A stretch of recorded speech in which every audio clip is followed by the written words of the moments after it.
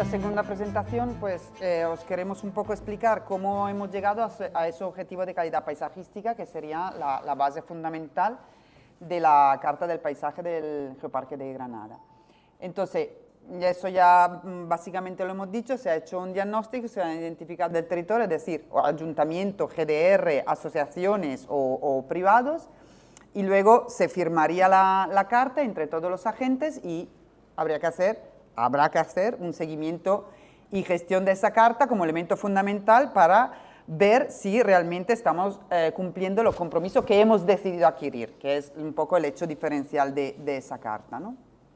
De la Carta de Paisaje. Entonces, como os decía, pues en primer lugar, lo que hemos hecho, eso es un poco, bueno, pues simplemente para que sepáis de dónde vienen las cosas, ¿no? Se hizo un primer barrido de caracterización de los paisajes del Geoparque de Granada, basado en estudios previos que ya existen, no sé si conocéis, los catálogos de paisaje provinciales. Son unos estudios que se han elaborado por impulso de la Junta de Andalucía y existe un catálogo de paisaje provincial. Ya existen los 8, creo que no todos están colgados en la página web de la Junta de Andalucía, porque bueno, no lo sé, no lo sabemos muy bien, pero bueno, el de Granada sí, ¿no? Entonces digamos que eso es el estudio fundamental sobre el que cualquier trabajo sobre el paisaje pues tiene que arrancar, ¿no? Y la verdad que el de Granada está bastante bien hecho. Y bueno, en dos palabras para que veáis nuestros mapas, nuestras cosas, la sierra, los glacis, los badlands y la vega, ¿no? Que digamos son los elementos que vosotros conocéis mejor que nosotros. La palabra clave que siempre hemos visto y que se ha reflejado luego a lo largo del proceso participativo es singular y diverso. Y hoy estábamos hablando aquí justo antes de entrar en la reunión y otra vez, ¿no? El valor de ese paisaje tan cambiante, hecho de contraste, ¿no? El verde de la vega, el pardo de los badlands, y bueno, pues entonces eso básicamente es de donde hemos arrancado. Muy bien para nosotros, que bueno, pues tenemos que hacernos con los paisajes porque no lo conocemos, vosotros ya sí, es decir, que esa parte del trabajo, digamos, vosotros no os desvela prácticamente nada. La segunda parte del trabajo fue centrarnos en cómo están evolucionando esos paisajes. Es decir, podríamos hacer muchísimas cosas, pero realmente lo que interesa es saber qué está cambiando para tener claro el objetivo de hasta dónde quiero llegar con ese cambio, ¿no? Y qué puedo hacer para manejar, regular y hacer que ese cambio, que siempre va a pasar, es decir, los paisajes nunca están parados, al igual que la vida misma, entonces estamos en una constante evolución muy rápida en el contexto actual de la sociedad en el que estamos, y entonces, bueno, pues los paisajes siempre son dinámicos, se trata de saber, pues, hasta qué punto quiero llegar yo, ¿no?, en el marco de los cambios. Entonces, eso se ha hecho, ese estudio sobre dinámica, por un lado, utilizando esas caracterizaciones y esos estudios previos que ya existen. Por el otro lado, se han hecho unos análisis cuantitativos masivos sobre los cambios de uso del suelo. Sabéis que hay cartografía de uso del suelo desde 1956 hasta la última 2019, depende. Con muchas dificultades porque el mapeado del uso del suelo se empezó de una manera y que se llamaba mapa de uso y cobertura del suelo, y ahora se llama de otra manera, un sistema de ocupación de uso del suelo. Entonces es bastante difícil tener la continuidad, pero bueno, lo importante es que pues hacemos esos tipos de gráficos donde te dicen, pues en 1956, en 1977 había tanta hectárea de suelo forestal, tanto urbano, tanto, y bueno, pues se ve la evolución, ¿no? La evolución aquí básicamente también, eso es muy evidente, ¿no? Se ha incrementado el regadío y se ha intensificado pues, el uso agrícola, ¿no? Y se ha expandido todo el uso artificial en cuanto a suelo urbano, carreteras, infraestructura. Bueno, pues esas cosas también que son, dichas así, son bastante notorias, luego descubres cuestiones más singulares, ¿no? Y la tercera manera de analizar esas dinámicas, eso sí es algo más novedoso, son análisis cualitativo. Vienen de la sociología y lo que se hace es bueno, lo que hemos hecho es coger los periódicos locales de los últimos 2 años, creo recordar, y buscar palabras clave, buscar de qué se habla cuando se habla de paisaje, a través de las noticias. Entonces, pues ahí qué pasa, ¿no? Ahí sí que te van saliendo, ¿no? Por ejemplo, una cosa que salió muy evidente, el tema del agua, ¿no? El tema del agua es un tema que siempre está allí, que genera muchas noticias, tanto el tema del trasvase como el tema de los pozos ilegales, como el tema de los nuevos regadíos, como el tema de las inversiones en mejorar el regadío, ¿no? Entonces, bueno, lo que se descubre a través de esa manera también son un poco los discursos que están detrás, ¿no? Entonces, bueno, pues eso simplemente para que sepáis que a través de esas 3 vías, ¿no? Se llegó a un conjunto de temas clave sobre lo que nosotros podíamos empezar a preguntar a la gente, porque, como decía, muy bien, somos muy estudiosos y estudiamos muy bien, pero bueno, lo que puedes saber desde fuera es siempre limitado, ¿no? Y entonces, bueno, esos 7 temas que seguramente que vosotros ya conocéis, pero bueno, ese trabajo tiene el valor de ordenarlo, ¿no? Y de meterlo todo uno seguido del otro, creo yo. Punto número 1, el más importante, os lo pongo aquí, digamos, un poco en orden en gradiente de importancia y de preocupación que parece que genera, el tema de la despoblación. El tema de la despoblación ha salido 1000 veces en toda la entrevista, en todos los periódicos y en todas las políticas realmente que se están realizando ahora mismo en los contextos rurales. Nosotros estamos hablando de paisaje, entonces el tema de la despoblación nos queda como, digamos, como paraguas superior, ¿no? Seguramente un paisaje de calidad ayuda a que la población se quiera quedar. Es decir, si nadie se quiere quedar en un barrio marginal con pocos servicios, con todo, nadie se quiere quedar en un lugar confuso, fragmentado, en unos paisajes banalizados, ¿no? Entonces, bueno, pues en ese sentido el paisaje sí que puede colaborar a que haya menos despoblación, pero bueno, por supuesto sabemos todos que la cuestión de la despoblación se origina por un tema de trabajo, ¿no? Entonces, bueno, pues hasta ahí las cosas, ¿no?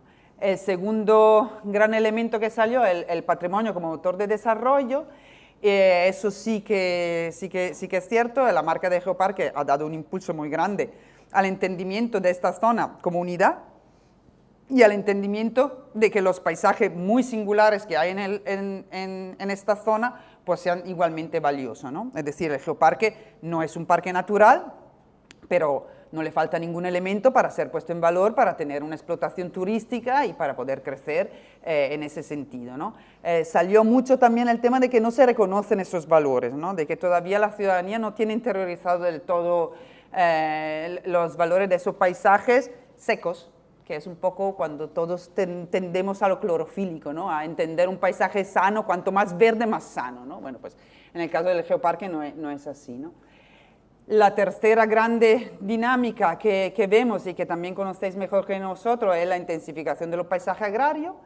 Ahí, bueno, pues el paso al monocultivo, el paso a una plantación de olivar o de almendro pues más intensivo, el paso a regadío, bueno, pues toda esa dinámica agrícola que responde a la necesidad de un modelo muy productivo para la propia supervivencia de la explotación, ¿no?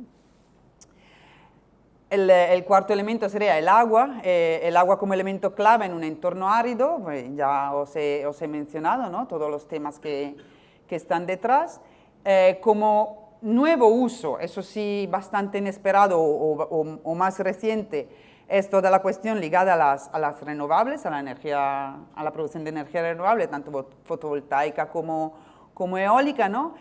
Como veis, todas esas dinámicas no son estrictamente específicas del geoparque, sino es un poco lo que está pasando en general en Andalucía y en España, ¿no? Lo que pasa es que la verdad que aquí en ese contexto, por ejemplo, la cuestión del agua y la cuestión de los paisajes agrarios, de la intensificación, sí que se ve de manera más rotunda, ¿no? Pero bueno, la aparición de las renovables, pues ya sabéis, todo lo que es el Valle del Guadalquivir también está sujeto a esa misma dinámica. Y Luego ha salido mucho también la necesidad de cualificar los paisajes urbanos. Iba muy ligado al tema del despoblamiento, es decir, los centros históricos se están quedando más vacíos, hay un drenaje de población y una concentración de población, pues en búsqueda de servicio, de una vida, digamos, más sencilla, ¿no? En determinados barrios también que tengan ciertas incomodidades, pues también se ven abandonados, y cuando no hay una presión, digamos, demográfica que obliga a cierta rehabilitación, pues bueno, pues todo lo que es incómodo pues se deja más a un lado porque hay abundancia donde escoger de otro tipo de soluciones para ir a vivir. Y ya como elemento muy singular y muy específico, sí, de ese territorio, las casas cueva. Las casas cueva en su evolución de infravivienda a residencia de lujo para extranjeros con un cierto poder económico, ¿no? O sea, ha habido esa gran transformación, ¿no? de las casas cueva, ¿no? de un poco de vergüenza a elemento muy significado, muy puesto en valor, donde quizá hayan sido desde fuera lo que nos han enseñado su valor, ¿no? Entonces, en base a esa dinámica, se empezó a ir hacia la construcción de los objetivos de calidad paisajística. Vale, lo hemos dicho ya 1000 veces, no hemos explicado lo que es objetivo de calidad paisajística.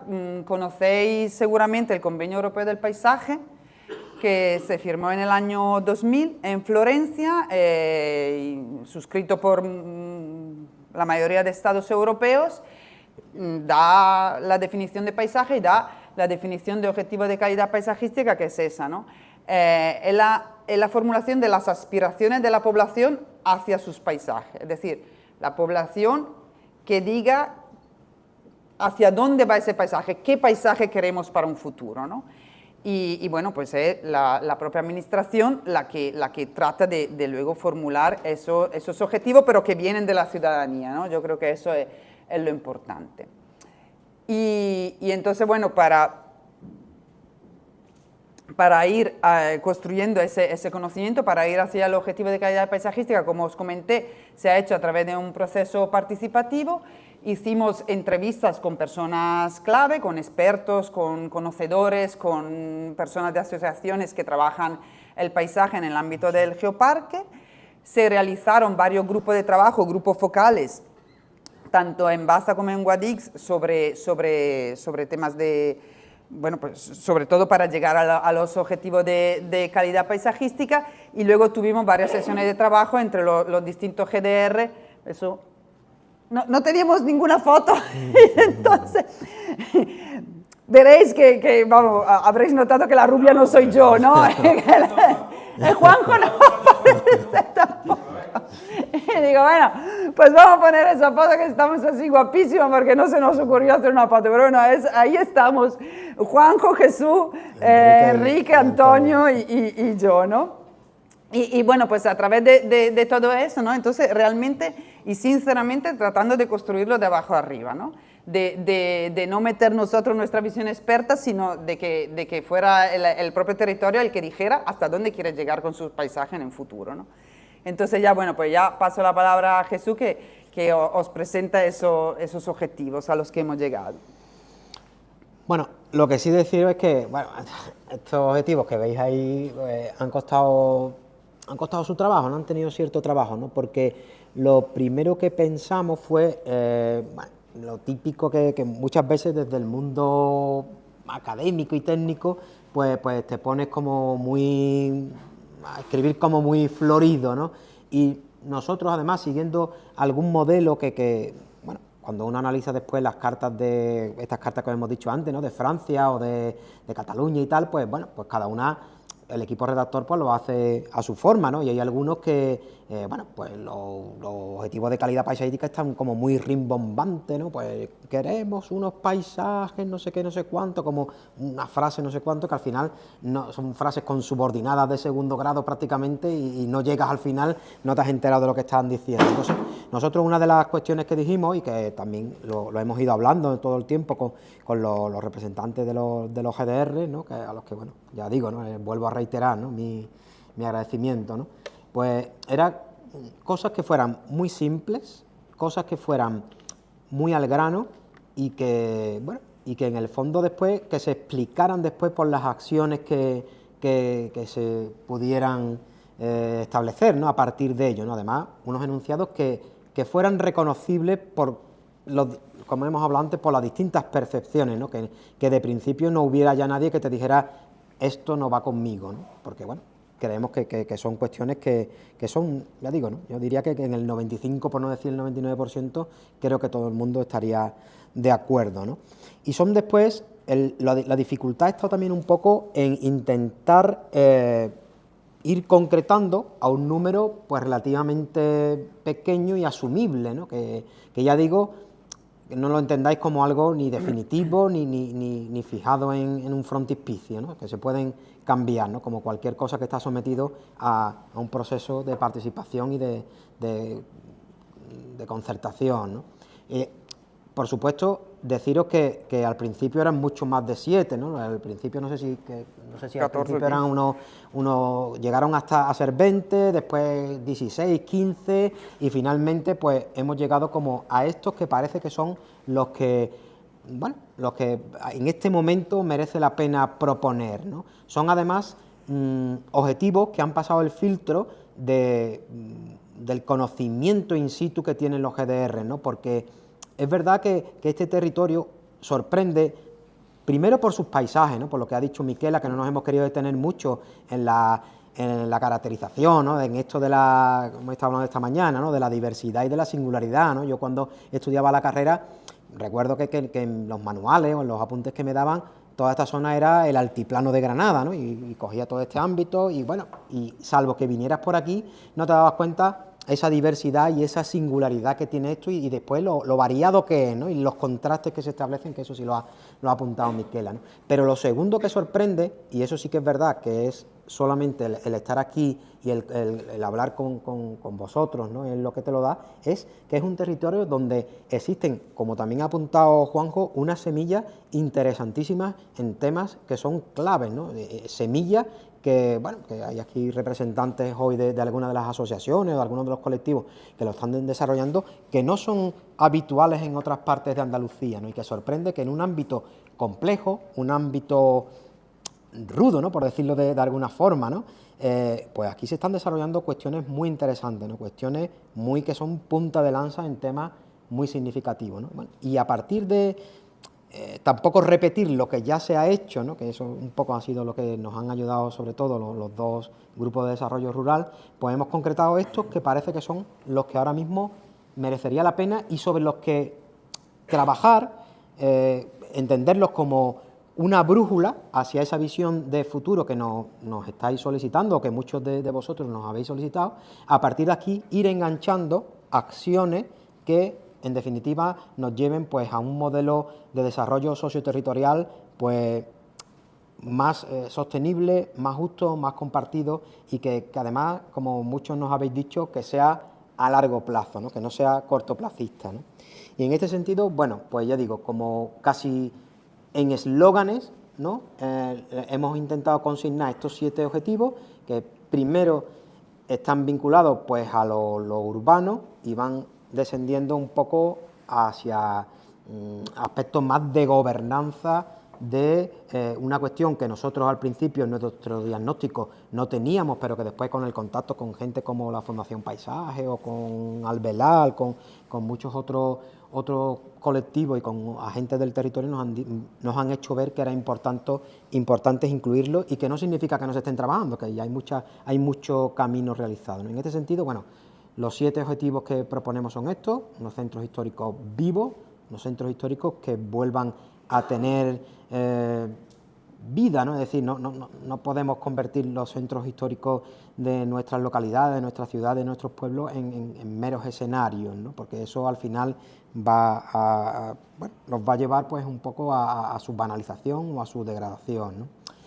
El hecho de las casas cuevas, que cada vez, como ha dicho Miquela, pues es algo que se está redescubriendo, algo que está volviendo a ser asumido por las poblaciones como un hecho diferencial, como un patrimonio, como algo singular, como un recurso hay que seguir trabajando. Sabemos que también se ha trabajado, tanto los planes de Diputación como en muchas localidades donde se están desarrollando pues, iniciativas sumamente sugerentes y que hay que seguirlas trabajando. Otra cosa es ver hacia dónde vamos con esas casas cuevas, ¿no? Un poco lo hablábamos ayer, ¿no? Es decir, que no podemos tampoco romantizar este elemento que, bueno, que es verdad que ha cumplido históricamente una serie de funciones y tal, y que tenía una serie de parámetros de habitabilidad y de comodidad, y que hoy pues hay que adaptarlo un poco también a las demandas que todos nosotros en el siglo XXI pues estamos demandando de nuestra residencia o de los lugares en los que nos resulta adecuado quedarnos,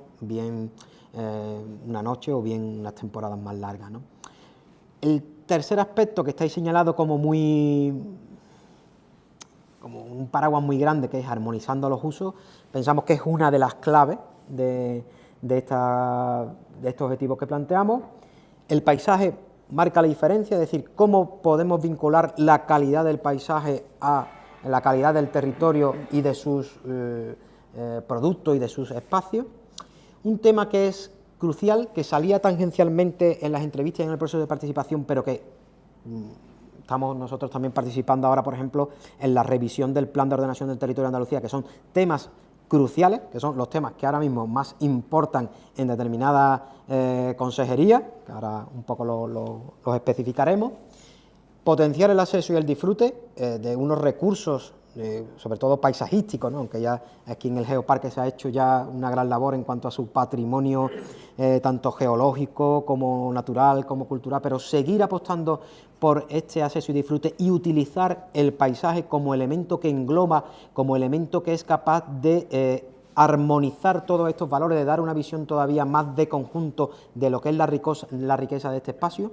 Y finalmente algo fundamental entendemos que es que hay que seguir, sabemos, muchas personas ya nos lo han dicho, ¿no? Es decir, aquí la gente está, lo que antes entendía que tradicionalmente se ha dicho, estos son secarrales, no sé cuánto, cada vez empiezan a ser vistos de otra forma, pero es necesario seguir estableciendo estos vínculos y sobre todo con determinados colectivos que en el fondo son los que en el futuro van a tener en sus manos el desarrollo de este territorio tan rico y tan singular, ¿no? Hemos expuesto cada uno de estos objetivos de calidad paisajística un poco, aunque ahora todavía algunas cosas las va a concretar un poco más Miquela, pero para que se vean hacia dónde vamos, pues no solo el enunciado, sino que hemos intentado establecer cuáles serían las grandes líneas de trabajo en las que se deberían ir enlazando o engarzando las acciones, ¿no? Las líneas de acción que hay que ahora desarrollar, ¿no? En relación con los centros históricos, como ya digo, ¿no? Que queremos unos centros históricos que vuelvan a tener vida, que dejen de ser un decorado, pues lo importante es ver cómo somos capaces de conciliar estos valores reconocidos en muchos casos con que la gente pueda volver a habitar en ellos, ¿no? En este caso, pues habrá que ser imaginativos y volver a intentar que las dificultades que en muchos casos administrativas, en muchos casos vinculadas a temas de herencia, a temas que son muy prosaicos, pero que en el fondo son los que en cierta medida, a temas de accesibilidad, que son los que nos están un poco impidiendo en algunos casos que poblaciones que podrían tener interés en volver a estos centros históricos no estén habitándolos y bueno, los tengamos en un estado como de stand-by. Afortunadamente pienso que mientras haya un patrimonio de cierta calidad tenemos ahí, aunque esté digamos acotado, pero bueno, lo tenemos ahí, ¿no? No tenemos que partir de cero y ya tenemos unos valores que sí que son reconocidos, ¿no? El tema de las casas cuevas, donde lo importante va a ser que sepamos leer, no perdamos esa autenticidad que se demanda de las casas cuevas, pero sí que es verdad que sepamos conciliarlo con las condiciones que cualquiera de nosotros y cualquiera de nuestros visitantes pues nos demanda en el siglo XXI, como he dicho, ¿no? Es decir, eso no quita para que, bueno, que haya que establecer primero unas líneas de intervención en estos barrios cuevas que tienen una especificidad en cuanto a su densidad poblacional, en cuanto a su distribución, en cuanto a su articulación con los núcleos más consolidados y también un poco una vez resueltos los aspectos más básicos de servicios, de accesibilidad, como hablábamos ayer, ¿no?, de la recogida de basura selectiva, ¿no?, todo va recayendo en los municipios, ¿no? Pues una vez resueltos estos problemas, que seamos capaces también de buscar una, por decirlo de alguna manera, una estética en la que, sin perder esa autenticidad que tienen en muchos casos, pues bueno, tampoco se cometan barbaridades que en el fondo conviertan muchos de nuestros espacios urbanos en parques de atracciones, ¿no?, que no se trata de eso. Como ya digo, el objetivo 3 quizás es un poco donde mayores demandas se están suscitando, ¿no?, en este momento, ¿no?, porque lo que se nos está pidiendo es esa convivencia de uso, que debe ser obligatoria y que sería oportuna, porque bueno, en el fondo no se trata de que nadie llegue aquí y bueno, pues imponga unos modelos que son rechazados por la sociedad local, que no sean bienvenidos y que estén generando una serie de problemas en cuanto a un poco a las fricciones que se dan entre distintos usos en el territorio, legítimos todos ellos, evidentemente, pero bueno, que no estamos para, digamos, degradar gratuitamente o por una negligencia unos recursos que no, en definitiva nosotros somos unos meros portadores de estos recursos y se los tenemos que pasar a las siguientes generaciones, ¿no? Y en este caso, un tema crucial que sale siempre, que es un poco cómo integramos los dos hechos. Hay más, han salido algunos más, pero dos hechos que siempre sale, que es un poco el tema de las instalaciones agroganaderas y el tema de las energías renovables, ¿no? Aquí hay que establecer unos instrumentos bien más reglados, tipo planes especiales, bien guías de recomendaciones, bien acuerdos concretos para que los municipios vayan integrando en sus correspondientes planes urbanísticos determinadas determinaciones, pues un poco ver cómo se ordenan estos usos. Hay algunos... En fin, hay algunas referencias ya que conocemos y tal, pero bueno, hace falta ponerlas en marcha, ¿no? También el tema de las vegas tradicionales, ¿no?, como un espacio que como en el caso de las cuevas, se les reconoce su valor, pero un poco están ahora mismo en una situación que no se sabe hacia dónde van a evolucionar, ¿no? Parece que los marcos de las políticas agrarias pues no son muy beneficiosos para el mantenimiento de determinadas cuestiones, como los policultivos tradicionales, como determinadas infraestructuras que también tienen un valor patrimonial singular. Por otra parte, son espacios que en algunos casos se están llenando con naves, con distintas edificaciones. Bueno, son espacios que merecerían una armonización de uso, porque bueno, son unos espacios que tienen unos valores muy singulares y que la sociedad empieza a reconocérselo, ¿no? Y en algunos casos también se nos están solicitando algunas cuestiones en relación con los badlands como elemento muy distintivo. Es verdad que es unos elementos que no tienen un grado de presión tan alto como los que he señalado para Las Vegas, pero que en algunos casos también se nos está diciendo que podrían estar en algunos sectores un poco en tensión, por decirlo de alguna manera, ¿no? En cuanto al paisaje, el paisaje marca la diferencia. Hay dos líneas estratégicas fundamentales que la señalo ahí, ¿no? Es decir, ver un poco cómo vinculamos esto a determinadas producciones. Está aquí un representante del sector del pistacho, un pistacho que tiene unos valores añadidos tanto desde el punto de vista del mantenimiento del paisaje como de fijación de población, como un trabajo como muy artesano del territorio, y que eso debe haber una sinergia entre estas nuevas producciones y la marca Geoparque, o el cordero segureño, que como otro hecho diferencial, así como otras cuestiones que se van detectando, pues, y sobre todo empezar a considerar, que ya digo, que ya existen semillas plantadas, incluso ya hay algún plantón que se ve surgir, pero es importante que los valores